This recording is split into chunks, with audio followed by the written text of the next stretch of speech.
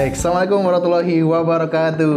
Waalaikumsalam warahmatullahi wabarakatuh. Alhamdulillah, selamat datang Ustadz. Apa kabar? Alhamdulillah, luar biasa. Sore-sore ya kita ya. Ustadz. Alhamdulillah. Dan ini tentu sebuah kebahagiaan lagi Tat, bisa kembali lagi ke channel kita, kesayangan kita, Salimafillah Channel, menjelajah budaya, meneguhkan makna. Ini tapping pertama kita sehabis sakit ya. Setelah sempat positif COVID gitu ya Ustadz. Alhamdulillah. Jadi akhirnya kita bisa bersua kembali untuk kemudian menjelajah budaya lagi Ustadz. Betul. Dan ini ketika sudah lama tidak berjumpa dengan Ustadz dan studio dan kru-kru semuanya, Ustadz di depan saya ini tiba-tiba membawa tombak gitu. Ini kangen juga nih sama tombak ini nih. Ini lama nggak dipegang gitu ya, lama nggak menikmati keindahannya. Jadi ini Mas Fredo, salah satu tombak yang berasal dari era Sultan Agung Hadjokrokusumo di Mataram. Jadi pasti ada cerita keren ya, Ustadz. Memang ya era Sultan Agung, era kejayaan Mataram ya. Jadi produk-produk dari Tosan Ajinya pun adalah salah satu yang terbaik gitu ya. Dari segi besi maupun besinya, pengolahannya, kemudian juga hiasan-hiasannya. Di sini ada kinata emas gitu ini ya. teman-teman lihat, bisa tersempurna ya. Jadi Sultan Agung ini seorang raja yang penuh inovasi ya, penuh dengan karya-karya baru yang kemudian dinikmati sampai era-era berikutnya. Dan sangat nyeni ya, sangat nyeni. Kita pernah cerita ya di waktu membicarakan tentang kejayaan keris di era Sultan Agung. Beliau menata administrasinya juga sampai sekarang tetap dipakai. Jawa Barat, Jawa Tengah, Jawa Timur gitu ya. Kemudian beliau membuat sistem tata kota yang sampai sekarang masih ada di hampir semua kabupaten di Jawa gitu ya. Kemudian beliau menciptakan tata busana, bahkan juga menciptakan kuliner. Dulu kita pertama di channel kita bahas nasi uduk alias wudhu ya. Nasi wudhu itu dari era Sultan Agung. Kemudian ya dalam soal tombak itu di era Sultan Agung ada kreasi-kreasi luar biasa. Selain tombak yang juga untuk dipakai berperang, ada yang pusaka untuk dipakai sebagai heirloom ya, waris pusaka dari satu generasi ke generasi yang lain gitu ya. Ada juga yang dipakai berperang. Dan di era Sultan Agung menggunakan tombak itu latihannya pakai sodoran namanya. Sodoran itu naik kuda, kemudian dari naik kuda itu memakai tombak yang kemudian mata tombaknya untuk latihan itu diganti dengan bulatan kayu yang dibungkus kain. Wah, itu untuk dihantamkan ke dada musuh gitu ya, supaya ya tidak terluka parah gitu ya. Jadi latihannya pakai seperti itu. Dan pasukan tombak yang memakai kuda di zaman Sultan Agung ini salah satu yang paling ditakuti gitu ya. Kemudian berkembang pasukan infanteri, pasukan jalan kaki yang pakai tombak, yang nanti sampai perang Diponegoro akan menjadi pasukan Jawa yang paling ditakuti pasukan Eropa. Wah, ini kenapa Tat? Ada kemampuan spesial nih? Ya, itu memang orang Jawa itu sangat terampil menggunakan tombak. Bahkan mereka kalau tidak punya tombak, kerisnya itu bilah kerisnya itu dipasang di bambu atau kayu, diikat kuat, kemudian dijadikan tombak untuk melawan Belanda itu. Dan kemudian karena dulu tombaknya panjang, sepanjang apa ya kira-kira? Itu buat lompat gala itu Sat? Ya 2 meter minimal, ada yang 3 meter, ada yang 4 meter. Itu terkenal dengan jurus gebuk suduk. Apa itu Sat? Gebuk suduk itu ketika kemudian megang tombak ini menghadapi pasukan Belanda, perwira Belanda pakai kuda, nah dia jalan kaki, yang pertama disasar adalah kudanya. Dipukulkan gitu ya? Dipukulkan ke leher atau badan samping kuda ini, blek. Sampai kuda ini kemudian meringkik, dia naik biasanya. Responnya kuda itu dia akan mengangkat kaki depan. Nah, ketika mengangkat kaki depan, ini perwira yang ada di atasnya ini akan kaget dan kemudian mengendalikan kuda ini, berusaha mengendalikan kembali kuda ini. Nah, pada saat itu ini bagian ini terbuka untuk kemudian disuduk. Jadi ada gebuk, suduk. Gebuk, suduk itu adalah jurus yang paling ditakuti oleh Belanda sejak Perang Mangkubumi ya, perangnya Sri Sultan Hamengkubuwono I ketika melawan VOC sampai Perang Diponegoro. Ini jurus ini yang paling ditakuti dari prajurit Jawa yang keren. Itu detail bagaimana perang gebuk suduk ada di buku Sang Pangeran juga gitu ya. Dipimpin oleh Raden Basamertonegoro dan Gondokusumo waktu itu adalah menggunakan jurus gebuk suduk itu. Nah, BTW kita sore-sore. Ini baru mau saya tanya nih, ini hubungannya tombak tadi kan berarti ngomongin Sultan Agung. Sultan Agung. Nah, di depan kita ini sebenarnya ada sesuatu yang dari tadi menggoda ini, Ustaz. Anget-anget untuk menemani kita di sore Sore-sore hari, apalagi gitu ya. hujan ya, Tat ya. Oh, betul. Nah, apa yang kemudian di sini Mas Rido ini? Wah, ini adalah sebuah minuman. Biasanya kan kita Minuman ngomongin tradisional, makanan, ya. Ustaz ya. Hari ini kita ngomongin minuman yang namanya itu sebenarnya menurut saya pribadi itu agak aneh gitu, Ustaz. Mungkin kalau saya kenalkan ke teman-teman dari luar kota itu juga bingung. Emang namanya apa dulu gitu ya? Namanya wedang uwoh. Wow. Nah, padahal uwoh itu artinya sampah, Ustaz. Nah, itu Wedang itu gimana, Ustaz? artinya air panas, uwoh itu artinya sampah ya. Wedang, makanya dulu ada keris yang disebut Kanjeng Kiai Segoro Wedang. Nah, Segoro Wedang itu ditempa di tengah lautan dan ketika dicelupkan sebagai quenching itu ya, itu menggelegak lautannya, makanya disebut sebagai Seru Kanjeng ini. Kiai Segoro Wedang. Itu menurut Bapak Tanah Jawi ya, itu dari Joko Supo, jadi Empu Joko Supo itu. Nah, mungkin pasti ada peralambang metafor ya, nanti kita Metafor. cerita waktu-waktu. Nah, ini berarti Nah, ini wedang kita lagi uwoh juga cerita metafor, wedang Ustaz. uwoh, ya. Nah, kita bicara sejarahnya dulu. Wah, Gimana menarik wedang? ini. Wedang itu air panas, uwoh itu Sampah, Ustaz. sampah. Nah, ceritanya gimana sih? Jadi salah satu riwayat yang juga sudah dimasukkan ke dalam pengajuan warisan budaya tak benda oleh Dinas Kebudayaan di Provinsi Daerah Istimewa Yogyakarta tentang wedang uwoh ini adalah narasinya adalah pada waktu Sultan Agung itu ingin mencari lokasi tanah untuk pemakaman beliau dan keturunannya. Di Sultan Agung itu seorang raja yang visioner ya, mikirkan nanti aku dikubur di mana gitu ya. Aku nanti itu beserta keturunanku harus memiliki pemakaman yang sesuai gitu ya. Beliau mencari, akhirnya didapat di satu bukit di Imogiri. Sudah ditetapkan bukit itu, tiba-tiba paman beliau namanya Pangeran Juminah. Beliau ini paman sekaligus ayah tiri, karena ketika ayahanda Sultan Agung meninggal, Sultan Hanyokroowati wafat, ibundanya Ratu Ayudiah Banowati yang merupakan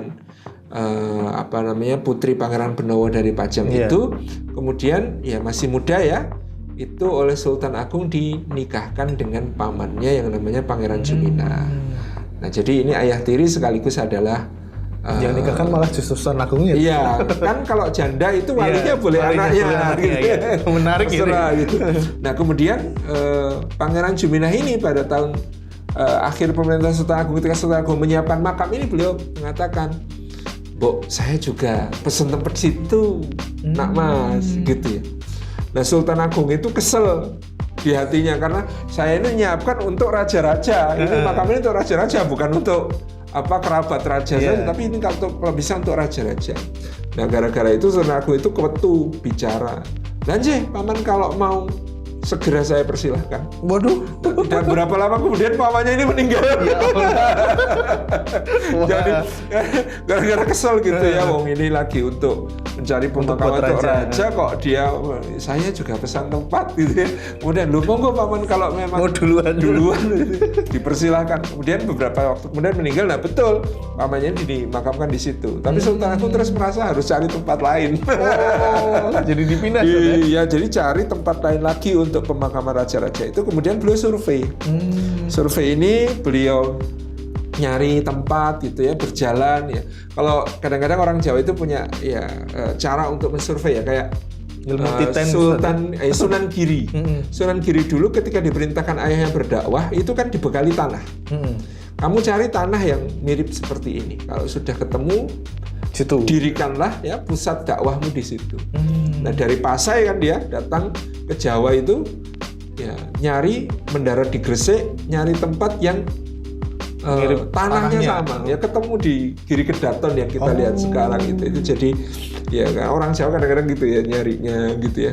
Nah, ini Sultan Agung juga nyari dan ketepatan malam itu dia menemukan tempat kok nyaman, cocok gitu sebenarnya, sunyi gitu ya, angin semilir, begitu tenang tempatnya, syahdu gitu loh. Nah, beliau kemudian mau di situ berlama-lama. Nah, di situ berlama-lama ya, berzikir, bertafakur, menikmati suasana. Beliau haus. Lalu memerintahkan kepada anak buahnya. Di sini yang banyak pohon apa? Pohon secang, Kanjeng Sultan. Pohon secang itu ya pohon berduri ya, semak berduri yang bisa cukup tinggi, bisa 2-3 meter tingginya. Nah, kemudian kulitnya ini, kulit batangnya yang berduri ini kalau disayat, dia ada warna merah akan kelihatan. Dan ini kemudian kalau dimasukkan ke air panas, dia akan keluar warna merahnya. Oh, menarik. Keluar warna merahnya dan dia adalah sumber kalsium yang tinggi. Dia adalah obat untuk nyeri tulang, encok, pegel linu, macam-macam itu. Dan dia ada efek penenang. Jadi kalau minum secang itu biasanya nyuwun sewu jadi ngantuk. Oh, malah ngantuk. Jadi tidurnya itu jadi nyenyak gitu. Nyenyak gitu. Nah, menarik. Itu secang. Dia wes aku gawekno wedang secang. Bikinkan saya minuman secang. Jadi secang saat itu sudah dikenal sebagai bahan untuk minuman yang menyehatkan. Kemudian dibikinlah secang. Nah, bawa bekal gulanya gula batu. Iya. Jadi zaman itu gula dari tebu itu dikristalkan. Ya dikristalkan itu dalam bentuk bongkahan-bongkahan ya, bukan pasir gitu. Dan warnanya kekuningan, bukan yang putih. Kalau putih berarti sudah rafinasi, sudah diputihkan. Iya, diputihkan. Ini yang lebih sehat yang kuning ini, kekuningan ini. Nah, udah dibikin. Nah, ternyata angin bertiup kencang padahal malam itu gelap sekali. Ketika angin bertiup kencang itu kemudian ada dedaunan masuk dan berbagai hal yang lain itu masuk ke dalamnya. Masuk ke dalam wadah, kan bikinnya pakai gede ya, baskom bahasa kita sekarang mungkin ya. Pokoknya ada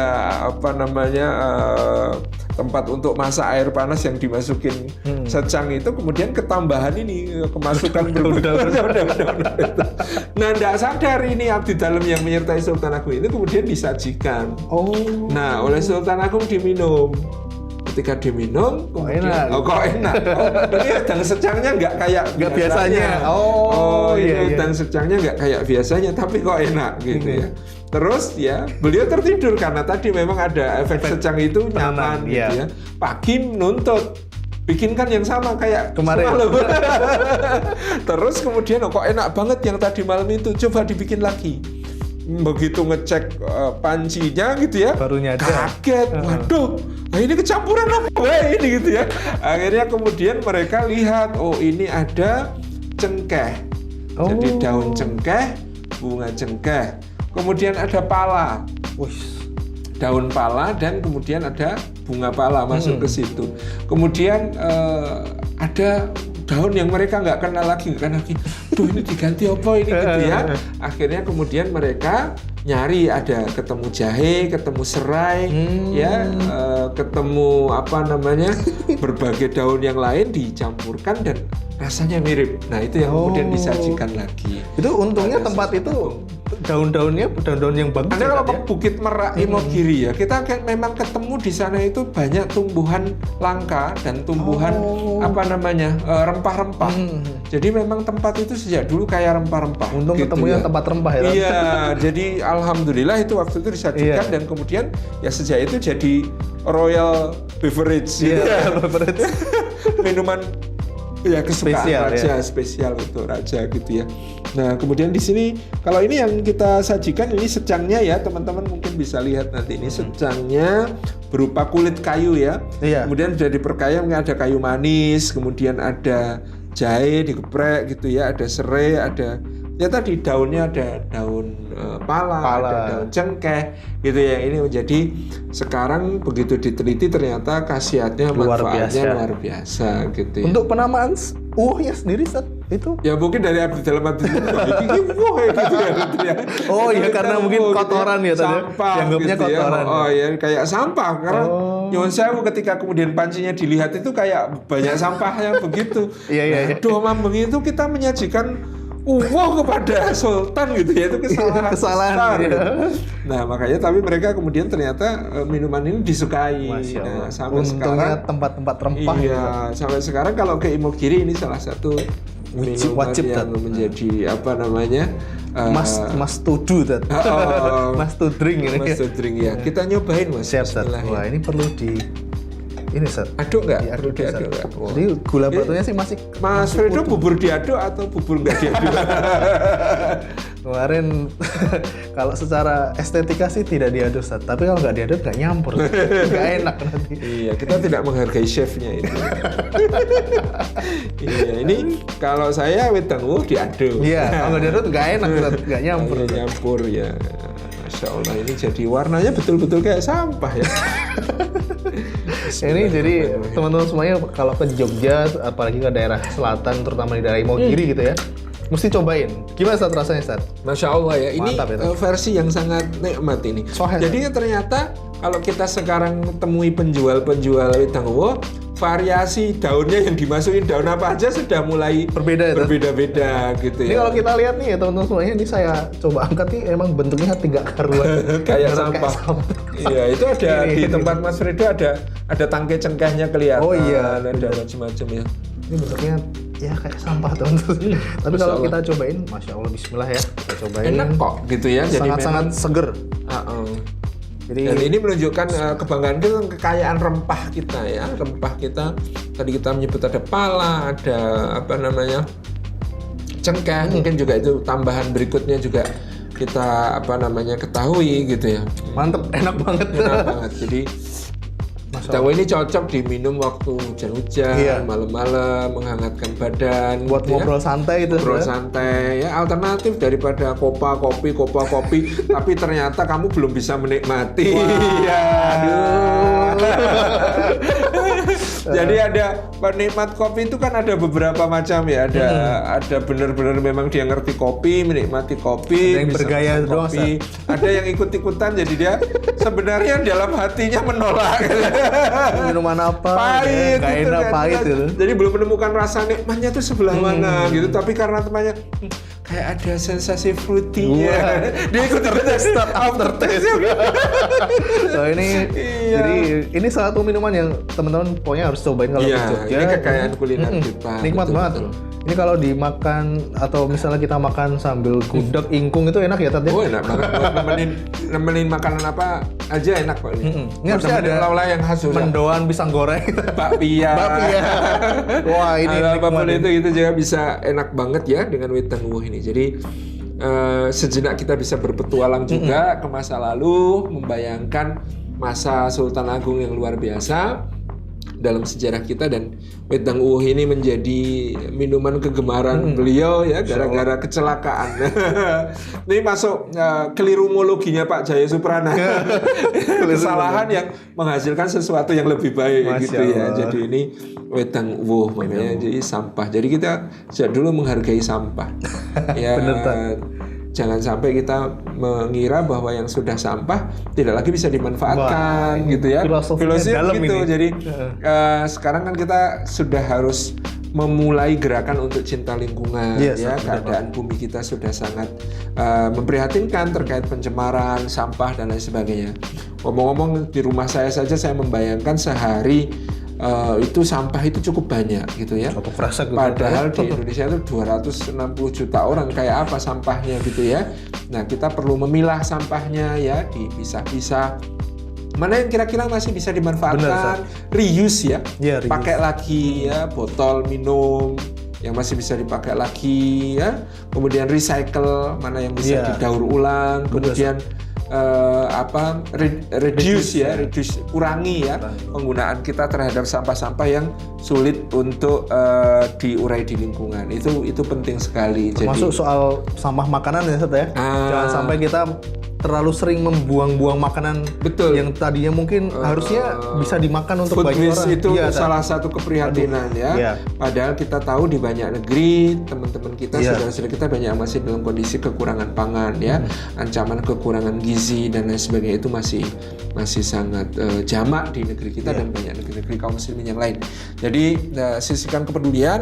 Makan itu kalau dituruti keinginannya nggak ada habisnya. Iya. Tapi kita betul-betul harus memprioritaskan. Pengen makan apa yang kira-kira betul-betul kita optimal Iya. untuk menghabiskan, mengkonsumsi, itu penting. Bener banget, gitu. Oke. Iya. Terus Kita ada lagi, Ustaz? cukup ya Cukup ya? kayaknya ngobrol soal wedang woh. Yang penting teman-teman bisa menikmati wedang woh ini otentik mungkin di Wonogiri ya. Tapi Insya kita Allah. juga menyajikan yang otentik di Legen Mangir. Wah, ini. Iya di Legen Mangir. di Jalan Sultan Agung, namanya jalannya aja Sultan Wah, Agung ya.